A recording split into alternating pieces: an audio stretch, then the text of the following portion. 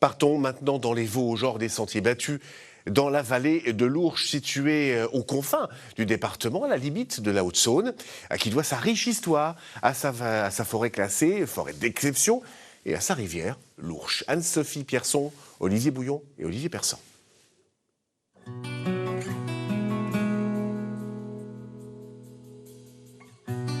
Une forêt à perte de vue, des dizaines de hameaux et une rivière omniprésente, la vallée de l'Ourcq offre des paysages de cartes postales et une nature prisée des randonneurs.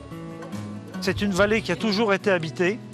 On a eu des abris sous roche, on a eu ensuite le développement avec les verreries, le développement avec la métallurgie. Donc il faut imaginer dans cette vallée où aujourd'hui on voit essentiellement des arbres et quelques maisons, qu'il y avait des centaines de personnes qui vivaient. Cette vallée n'a pour lui aucun secret. Thierry Claude est membre de l'association Droiteval-Ourcq Patrimoine qui se bat pour préserver son histoire. Qu'est-ce qu'on fabriquait dans ces coins-là? On faisait à une époque beaucoup de fer blanc et avec ce fer blanc on faisait des couverts. Ensuite, pendant la Révolution, on a fourni du fer et de l'acier pour fabriquer des armes. La vallée de l'Ourcq fabriquait, paraît-il, des baïonnettes réputées. Et ça s'est arrêté au début du XXe siècle. Je crois que les dernières forges, elles ont dû arrêter dans les années 1920-1930.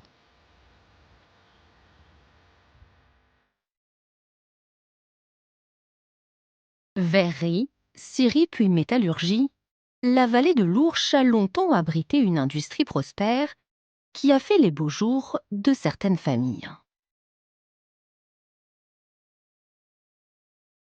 On est sur des entrepreneurs paternalistes. La famille Roy, ils avaient la maison du maître de forge, ils avaient la forge, ils avaient les logements ouvriers.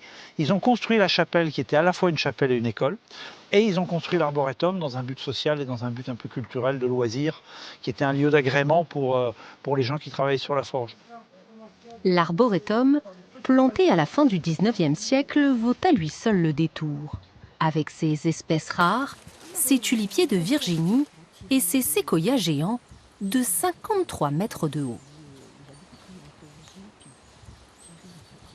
Voilà le prince de cet arboretum, le plus gros séquoia. On en a vu déjà deux autres avant.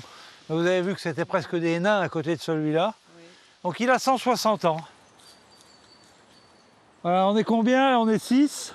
Ouais, ça fait 8-9 mètres de circonférence, quoi. Profitez de l'énergie de l'arbre.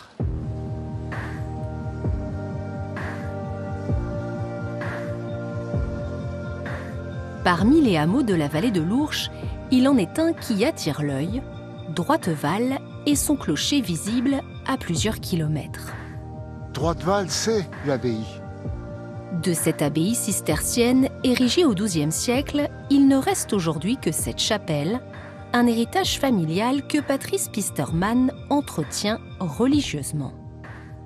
Mon grand-père était excessivement catholique et il a fait sa chapelle, c'était tout pour lui.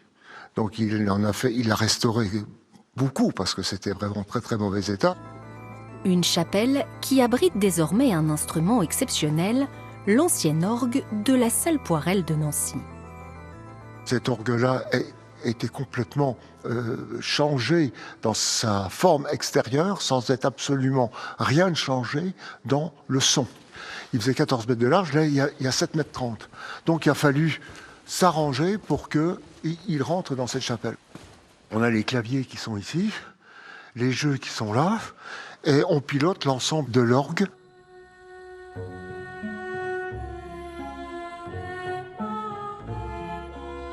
L'abbaye de Droiteval, les anciennes forges, ou ici le pont Tatal, la vallée de l'Ourcq trace son chemin sur plusieurs kilomètres, en plein cœur de l'une des plus belles forêts de la région.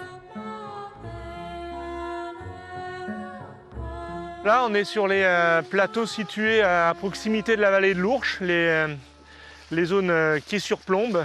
Donc c'est la partie où on a nos plus beaux chênes, des chênes parfois tricentenaires comme celui qu'on peut observer ici. 20 000 hectares de forêt, en grande partie des chênes, des bois d'exception qui se sont taillés une réputation bien au-delà du département. Ces bois-là sont réputés pour faire des douelles qui permettent de faire les tonneaux pour des vins d'exception, les vins du Bordelais, les vins de Bourgogne, mais aussi partout dans le monde.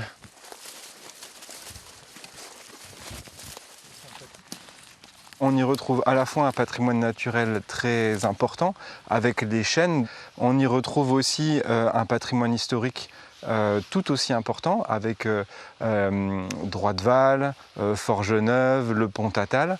Et puis on voit que dans cette forêt, c'est pas une forêt qui est sous cloche, c'est une forêt qui est habitée. En fait, les habitants viennent dans cette forêt. Autant d'atouts qui ont permis à la forêt de Darney-la-Vosges d'obtenir le label Forêt d'exception.